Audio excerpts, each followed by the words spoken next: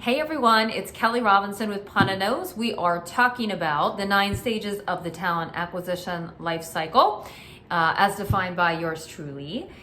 So far, we have discussed defining the requirements, creating a sourcing plan, resume review and preparation, the pre-qualification call with the recruiter, and now we're ready to talk about stage 5, which is interviewing.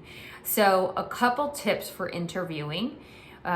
You are still going to cover, as a hiring manager or client, you're still covering the same 3 things that we talked about in the pre-qualification call. You want to make sure if they have the skills, the attributes, and the overall fit for the company, right? Really important. And don't worry if you ask some of the same questions, it's okay. I've heard recruiters say like that creates a bad candidate experience. But it doesn't, because usually when the recruiter is doing a phone interview, they're summarizing what they've heard to you. Sometimes it's really beneficial to hear from that candidate's mouth directly how they feel, right? So to really kind of get to what they were trying to share with the recruiter on the phone. So I think it's fine. Don't worry about that. So you need to make sure to do that.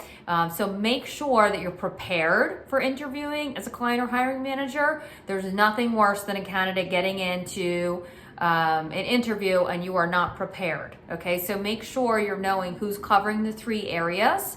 Try not to do a panel interview. It's not, it doesn't put candidates always in a good light. When they're working in a position, they're typically one-on-one or in a group where they really are comfortable knowing their field and the company and the people.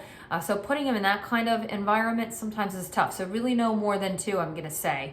The old school way is to like throw a bunch of people in front of them, intimidate them and scare them. But I say put them in a light where they can shine and be themselves, because when they get into day-to-day work, you want the interview to kind of reflect that's the person you want to see, right? Sometimes we hire the person that came in the suit and tie with their hair perfect and said all the perfect things while they were under pressure and had memorized everything to say and were completely prepped by a recruiter with words put in their mouth to say. They get the job and then they get into the role and they can't do the role. They can't perform it. So we need to make sure that we put them in a comfortable environment. I feel very strongly about this, right? So make sure they feel a comfort level, and you're going to hear the real candidate come out. And sometimes it's more with one person than another. It just depends. Everyone clicks with different people. But make sure it's structured. Make sure you offer the candidate a really good experience. Make sure you know who's covering what. Make sure you cover those 3 areas: skill, attributes, and overall fit. Sorry, this video is a little longer than the others, but you can clearly hear I am passionate about candidate experience.